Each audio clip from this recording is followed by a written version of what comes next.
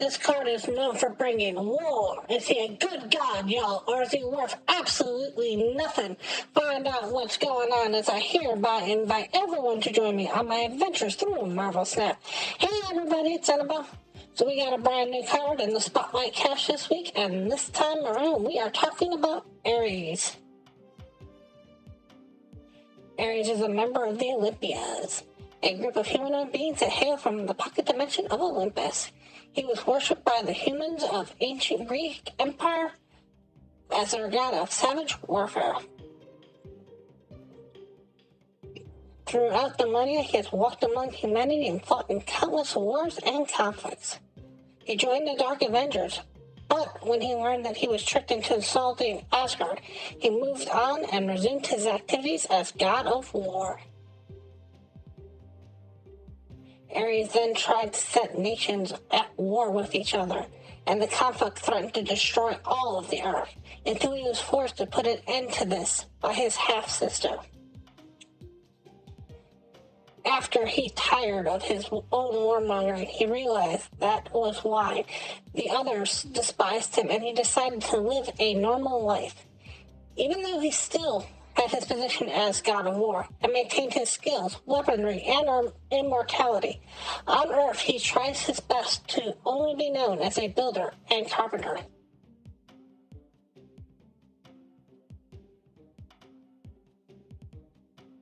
ARES can start conflicts by influencing people or events. He has the incredible power to invoke war and chaos with any kind of radiance, ranging from just a few people to entire continents. He can raise any person to becoming the leader of a fanatical army.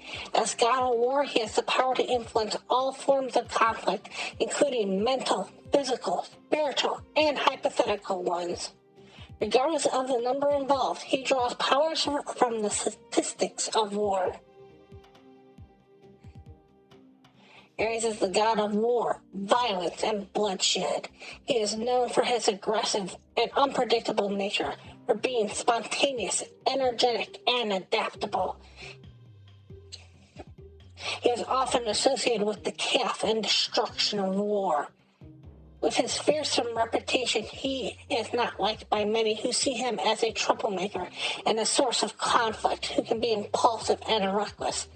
And he will go into a battle without hesitation, especially if the odds are not in his favor. ARES possesses the superhuman physical attributes of an Olympian god, such as superhuman strength, speed, stamina, durability, agility, reflexes, and true immortality. As a god of war, he is naturally expertly skilled at all forms of fighting and weapons. He is a master in both strategy and tactics, with the ability to manipulate war, strife, and other forms of conflict. He can control and create weapons of every kind, and can even grant others the ability to do well in combat. ARES is the Olympia god of war who has the ability to manipulate war in all forms of conflict, including hypothetical, and draws power on the statistics of war. This is represented in Marvel Snap, as when he comes out, he will manipulate a hypothetical war with your opponent, and he will draw more power if the statistics go his way. So in Marvel Snap, what this character does is he is a 4-cost 6 power with the description of on reveal. He will compare the top 3 cards of both decks, and if your total is higher, he will get plus 6 power. In Marvel Snap, I believe that he falls into the 2-star rating. Let me go over why I believe he's a 2-star rating, and let's bring this up really quick. So, before we get too far into ARES, one of the things I will say is he might be a better card in decks that you don't expect. Now, first of all, we gotta talk about what's commonly referred to as the tens deck. also sometimes known as the Scar deck or the Soul deck. This is the deck where basically you're trying to get as many things with 10 out on the board as quickly as possible. And while that is a good ability of this card, the thing that you've got to remember is down and down, the worst case scenario is he's a thing. Even if you completely whiff, you're ending up with a thing and worth of power, which for a 4-drop isn't that bad. Now, if you hit him correctly, you're basically ending up with a Hulk. And that's really good for the power costs. In many situations, he's going to be a better version of Crossbones. Because if you're setting up your deck with high cards, you know that most likely you're going to win. And if you know you're going to win, it's an easier thing to pull off playing down this card, where you can play it down at the end or play it down on a location by itself and get the 12 out of it. If you believe that you're going to win, then you have to have the Crossbones, which requires at least one other card to take advantage of in almost every situation. The other way that you can use this card is almost using it like a Black Panther.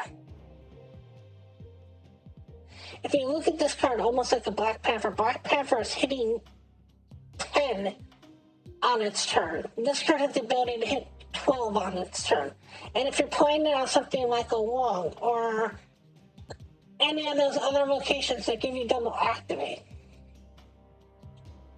if you win that first war, you're going to win the second war. So that means he's getting plus 12 at that particular point. That means he's hitting as an 18. That's a 4-18. That's ridiculously huge on a 4.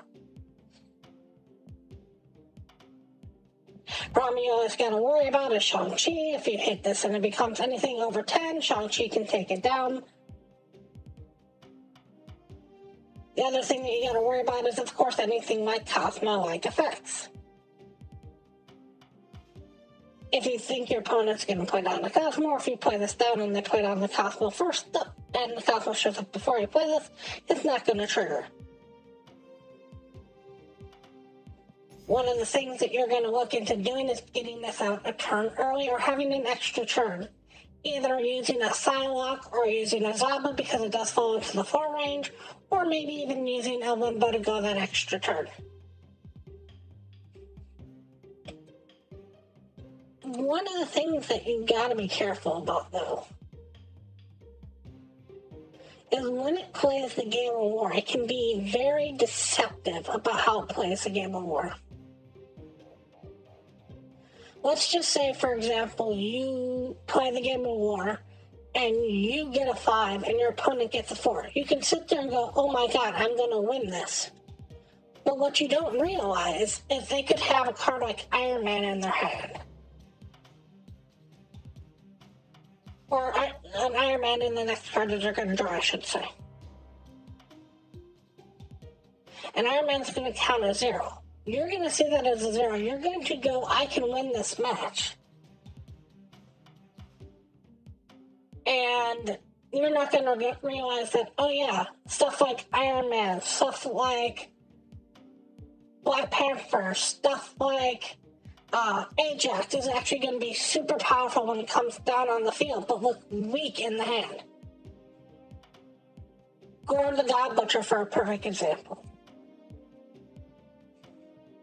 Another thing that you got to be really careful about is they might have the card already in their hand. Even though you play the Game of War and they completely whiff on it and they get even, say, 0 somehow. There are many games where I will start the game and in my opening hand I have my entire combo and I could care less about what you're doing. And you're going to be confident in that ability to snap, and I'm just going to take cues from you and laugh. The other thing that you got to be cautious about is, let's say you're even playing Infinite in your deck. And you see the 20 come up, and you're like, I know the Infinite's coming up, because that's the only way I'm getting that 20. Because this happens on turn 4, and it can be one of the last 3 cards in your deck. Unless you're playing Window, it will end up showing up on turn 7, which means you can't play. That Infinite could be your 3rd card. So you could snap saying, oh my god, I have this because I can see the numbers, and still not draw the card because you only can draw this on turn 5 and turn 6. And that's part of what makes this card a little bit weaker, is because any turn after turn 4, even knowing the information doesn't do you that well. Like playing this card on turn 6, yes, you're playing down a 4 for 4, and maybe you can slip in a decently good 2 somewhere along the way. But the information that you get off of drawing the war doesn't do you any good. Even on 5, it doesn't do you that much good because you know what you're drawing next turn, but you don't know. Let's say you get 21. You don't know if the 7th's the first card, the 7th's the second card, or the 7th's the third card. One of the other things that you've got to be really careful about is there are going to be plenty of games that exist where you throw this down on 4. You draw so well, your opponent sees like 27 on your side of the draw. And they get like 3, and they go, there's no way I'm going to win this, and they just leave, which means that you didn't have time to snap, most likely, or you're not getting those 8 cubes. It's the same problem that sometimes Galactus has when it goes too well and comes down on 5. So all in all, it's not a bad card.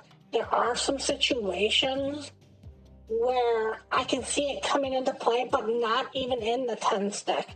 Being used with stuff like Long, being used with stuff like Grandmaster, being played down on turn 6 with maybe a 2-draw, playing down on turn 7 with the Limbo and doing both the ARES and the Grandmaster together.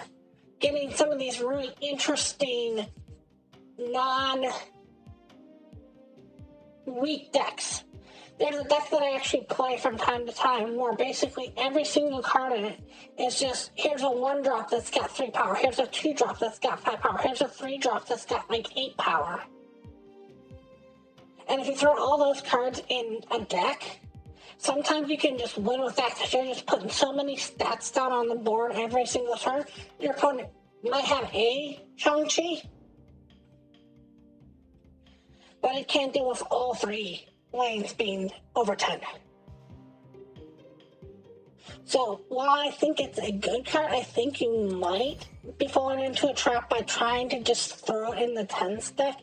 And especially if you don't own the Searcher and you don't own the car for the 10 stack, this is a really weak card for that 10 stack if you're just using this as your basis for a 10 stack. If you don't have either of the payoffs. Alright, other than that this week, we've got Miss Marvel. Miss Marvel has gone so far down in the play rates, in the use rates, that I am almost confident, almost okay with her going back to how she was originally written, where she only needed 1 in each lane for her to work. So, the problem with her is right now, Galactica is a better version of her than she is. Galactica gives the +3 instead of the +5, which is a downside. But the Galactica has 2 more power to start with. And the Galactica doesn't have to worry about being in the middle to get the most use out of her power. And you can play a 4 on turn 5, and you can play a 4 on turn 6, and Galactica's not going to care. The other card that we have this week is Misery. Misery is just one of those cards that somehow, some way has never found a niche, a home, a deck that it really wants to be in. The closest deck that it ever really had to be viable with was back when Black Widow was the old Black Widow, and you would play Blackwood on 3, and you play Misery on 4, and you just would keep trying to find ways of triggering that Blackwood so you could trigger it on 4 and 5 and 6, and really keep your opponent from drawing anything the entire game. There's really not a card like that right now for Misery. The closest you can get to it, if you want to, is by playing with the Master Mold. And even that's kind of a sketchy, weird way of doing it. So all in all, there's really not a good card this week. Ares isn't a bad card, but I'm not sure it's enough if you don't have the rest of the stuff for it. We're still gonna roll because this is how we make content, so let's see what we have inside the box. Box is Symbiote Spider-Man. Ooh, that's an interesting one. Alright, so this Friday I'm going to make a deck with Symbiote Spider-Man. If you want to watch me doing that, I'll be doing that this Friday.